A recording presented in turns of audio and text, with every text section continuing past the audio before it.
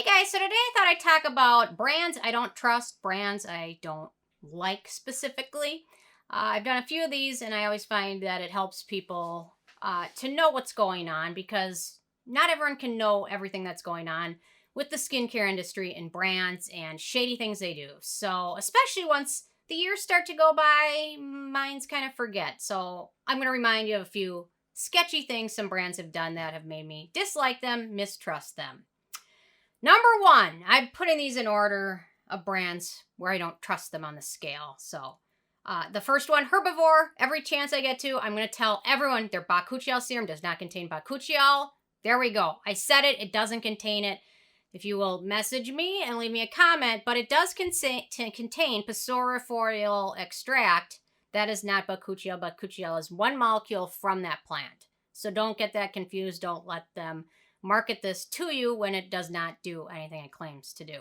And they just came out with a mini, so they're doubling down until they apologize, take responsibility, and refund everybody that bought the Herbivore bakuchiol. I'm not going to let it go. You know what? There is such thing as forgiveness, but you have to ask for forgiveness before you can even be forgiven, and they haven't done that yet. So, okay, First Aid Beauty, number 2. I am very concerned with the direction this brand is going. It used to be a favorite of mine. Their serum, Ultra Repair Hydrating Serum, was one of the longest, most consistent products in my routine from when I started getting into skincare. They have really changed direction of this brand so much so that none of their products excite me. They're releasing tons of new products. They even came out with a new body toning moisturizer, a body toning moisturizer, which those are marketed to people that think they're overweight, feel like they're chubby, have cellulite, things like that. A moisturizer cannot fix that. Do not fall into it. It is all marketing. And then they've changed ingredients of a lot of their star products to water it down. So at this point, they are on my radar. And normally it would be a brand I'd be excited when they release something. And now when they release something, it's just disappointment and sadness about where the brand used to be and what direction they're going. Number 3 on the list is Goop, which is a brand founded by celebrity Gwyneth Paltrow. The brand just uses fear-based marketing. I cannot stand using fear to sell products. Fear and insecurity is the other thing I really don't like. When people play on insecurities to try and sell products, it's crappy that they do that. And I don't trust any brand run by somebody that says his sunscreen should be used as a highlighter. WTF. I wish I could swear. I guess I can swear, but I don't really. Anyway, that's all I have to say about that. Do not trust that brand, especially when they sell like $100 for like an exfoliating pad, which has a bunch of fragrance and stuff in it. Don't trust it. Okay, next up we've got Kylie Kardashian skincare brands. Personally, I'm not really discussing the products directly, but I do not believe with all my being that they are using their own products, especially when they're been interviewed talking about more expensive products and things like that. I do not believe that they use their own products. That's it. I just don't believe it. So why, if they don't believe in it, why would I believe in it? And I don't know. That's all my thoughts on that one for now. I just don't trust them. Number 5 is Sunday Riley. I will never fully trust this brand after several years ago they had employees writing fake reviews on Sephora. They had the whole steps to do it, using alternate internet providers and things so they couldn't be tracked, and really getting on these employees to write these reviews. And if employees pushed back, they would be pushed back even harder. So any brand that feels the necessity to write fake reviews of their own products, what does that say about their products? I mean, some of their products are great, I think, but if you don't believe in your products and feel like you have to get all these fake reviews out to sell things, what does it say about you and what does it say about your brand? Number 6, Dove, Unilever, Paula's Choice. At this point, Paula's Choice has been purchased by Unilever. I'm not a huge fan of Unilever. They are a giant corporation. They don't have the best history. I feel like Paula's Choice, prices will continue to rise. More products will be continued to be offered. They released recently a $30 lip balm. Ridiculous. Ridiculous. $30 for a lip balm. So I have a feeling that now that Unilever is in control of Paula's Choice, prices will go up. More products will be offered. Quality will go down. Just how it works. Dove is also under Unilever. They don't have the best history. And Unilever also has some nasty allegations in their past of really retaliating against people that in their employment that don't do what they want them to do. I'll say it that way. So I don't trust them. There you go. Giant brand, though. Number 7, Mario Badescu. Steroid scandal. Huge class action lawsuit putting huge amounts of prescription steroids into skincare products.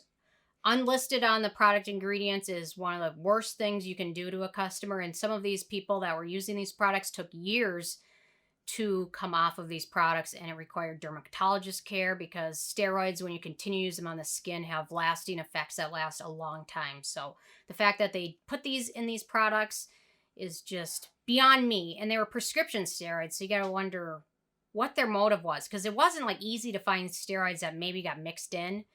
It was a conspiracy to do this, to add these into these products, make these people addicted to these products, and make them forever customers. So that is sketchy beyond belief.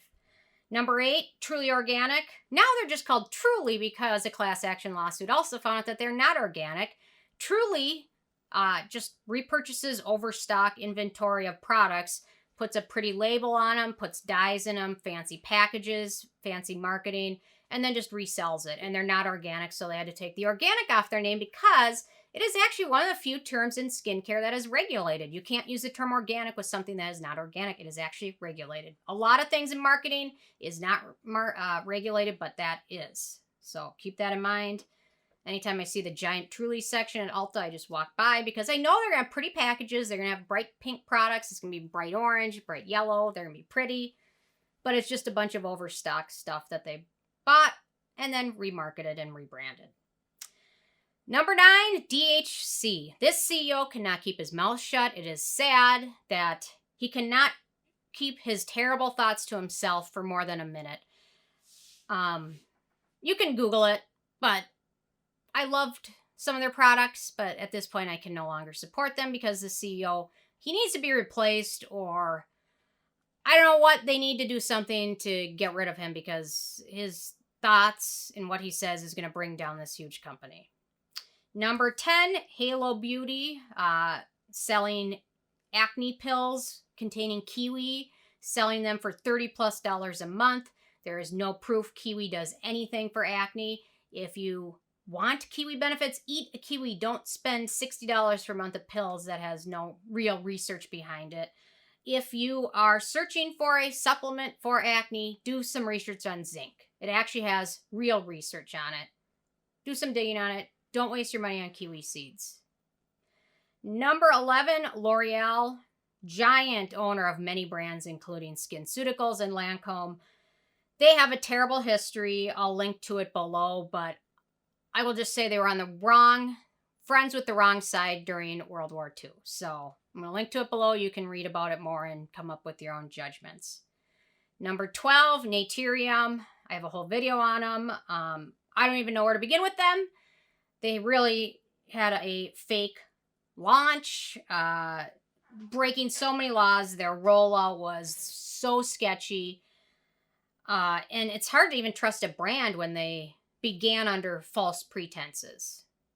And then number 13, Neutrogena Johnson & Johnson. Neutrogena, they market for sensitive skin, but you know what? I just have found their products to be anything but great for sensitive skin. And a lot of their products usually contain fragrance, and then their cleansers can also contain other things. And the huge sunscreen recall, they are not doing enough quality control, obviously. So they need to do more quality control before I will trust them. There you go. So those are 13 brands at this point I don't trust or I don't like. There's a lot of small brands to support. I can forgive a brand if they ask for forgiveness, admit they did something wrong in the past. I can forgive them. But there's a lot of brands that I haven't given a first chance to, so why should I give a second chance to one of these giant companies when there's a gazillion other small brands that I haven't tried? There you go. Those are my thoughts. So I'm interested in hearing from you guys what brands you don't trust and what brands you dislike. So leave a comment. I love hearing from you guys. And stay tuned for more tomorrow. Thanks so much.